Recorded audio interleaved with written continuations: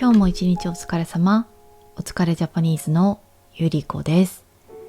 このチャンネルでは日本語を勉強している皆さんと一緒に夜寝る前に日本語と日本文化をゆっくり楽しく学んでいきます。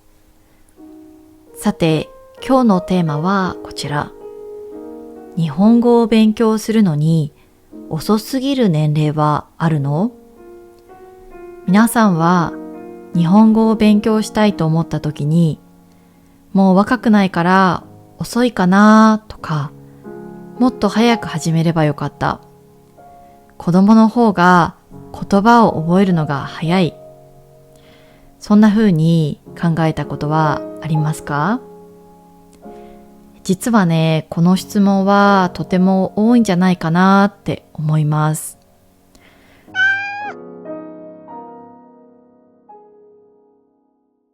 特に30代、40代、50代になると、今から始めても本当に話せるようになるのかなとか、若い人みたいに早く覚えられない。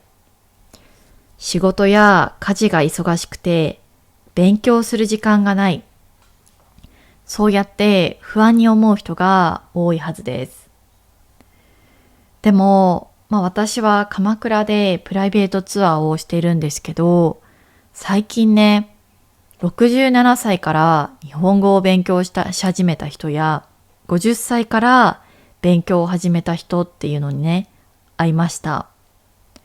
そういった方たちは、もちろん若い人に比べて覚えるのが少しゆっくりかもしれません。漢字が難しい。文法が覚えられない。カタカナが苦手。言いたいことがすぐに出てこない。きっとそういった悩みもたくさんあるかもしれません。でも、それでもね、日本語を勉強することがとても楽しそうに見えました。きっとね、昨日より少し聞き取れた。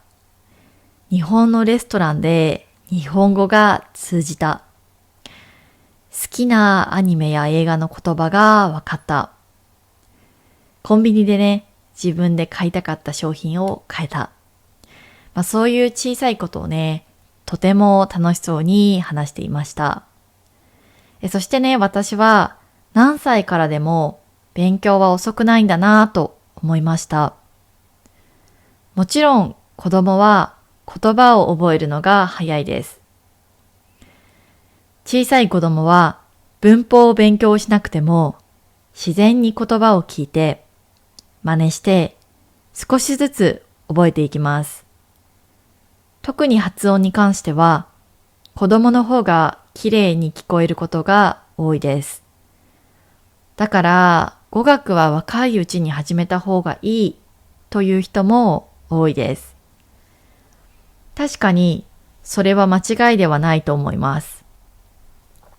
でも、大人には大人の強みがあります。例えば、大人は自分で勉強する理由を持っています。旅行で使いたい。日本に住みたい。仕事で必要。アニメや漫画を字幕なしで楽しみたい。日本人の恋人や友達と話したい。そういった目的がある人はとても強いと思います。なぜなら何のために勉強するのかはっきりしているからです。子供の場合は学校で勉強しなければいけないから勉強していることも多いです。でも大人は違います。自分でやりたいと思って始めています。だから疲れていても少し勉強する。忙しくても動画を見る。通勤時間に単語を覚える。寝る前に少しだけ文法を勉強する。そうやって自分のペースで続けることができます。私はそれがとても大切だと思います。語学はやっぱり短い時間で一気に勉強するより、少しずつ長く続けることの方が大切だと思います。例えば、1日5時間勉強して1週間でやめる人より、1日20分でも毎日1年間続ける人の方が最終的には上達することが多いと思います。特に日本語は漢字もあるし、ひらがな、カタカナもあるし、敬語もあるし、本当に時間がかかる言語だと思います。だからこそ、急がないことが大事です。早く話せるようにならなきゃ。完璧に覚えなきゃ。間違えたら恥ずかしい。多分そう思いすぎると皆さんは苦しくなってしまうと思います。でも日本語は少しずつで大丈夫です。昨日までわからなかった言葉が今日はわかるようになる。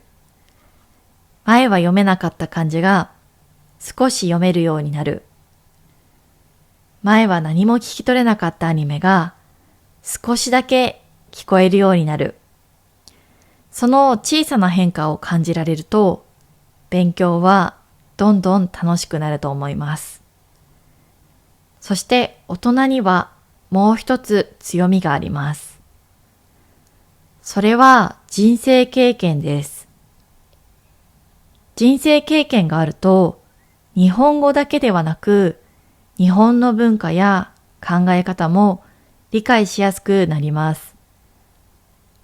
例えば、空気を読むという言葉。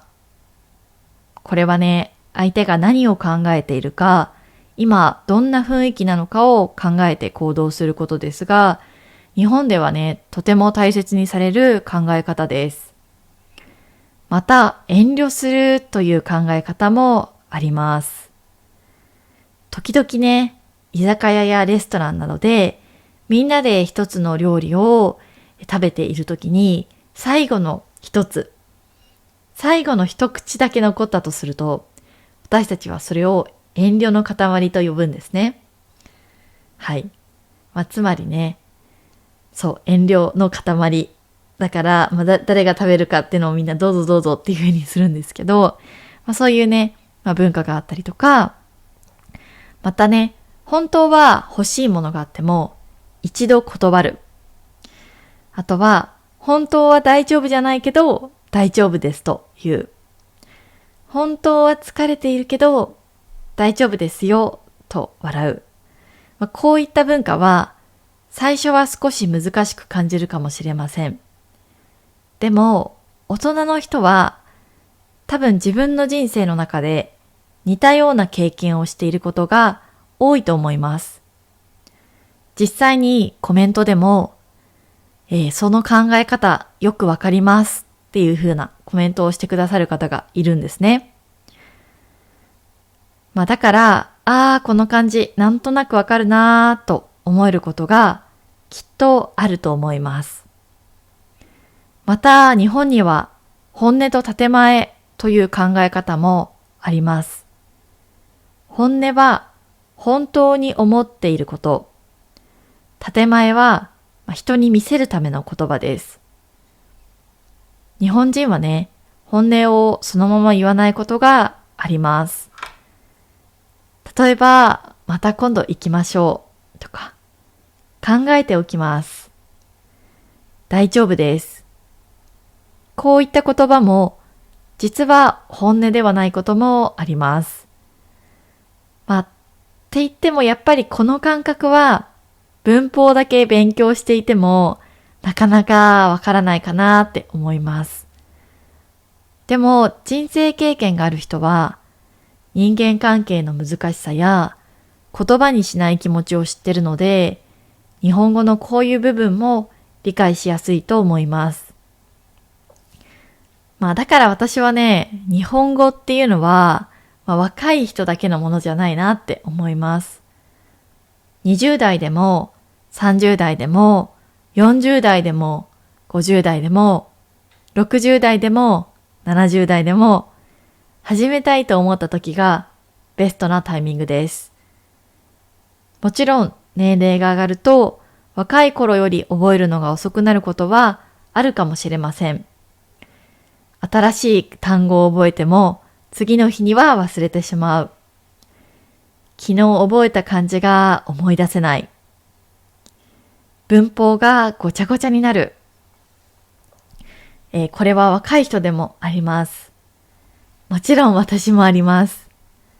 なので、あまり気にしなくて大丈夫です。語学はね、一回で完璧に覚えるものではないと思います。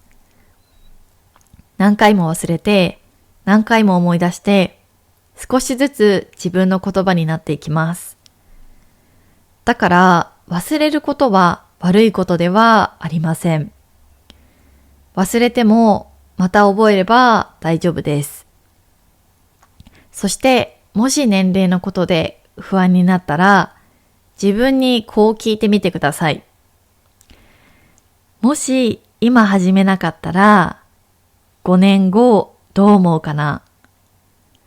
きっと5年後の自分は、あの時始めておけばよかった。そう思うかもしれません。でも、今日少しだけでも始めたら、5年後には今よりずっと日本語がわかるようになっているかもしれません。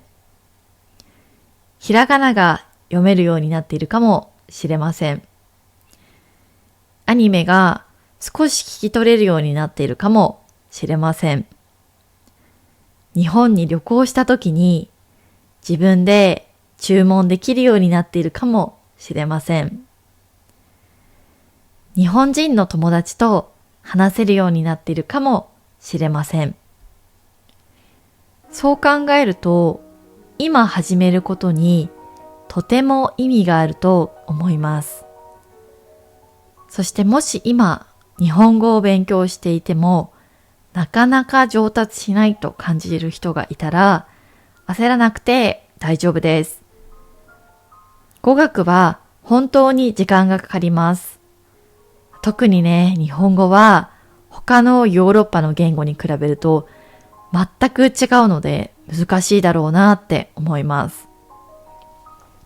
だから少しずつでいいと思います。毎日たった5分でもいいです。単語を一つ覚えるだけでもいい。ひらがなを一つ読むだけでもいい。日本語の歌を一曲聞くだけでもいい。その小さな積み重ねがいつか大きな力になると思います。私は日本語を始めるのに一番いい年齢は今だと思います。もし皆さんが日本語を勉強したいって思っているなら、ぜひ今日から少しずつ始めてみてください。そして今すでに勉強している人は自分のペースで続けてください。ゆっくりでも大丈夫です。皆さんは何歳から日本語を勉強し始めましたか？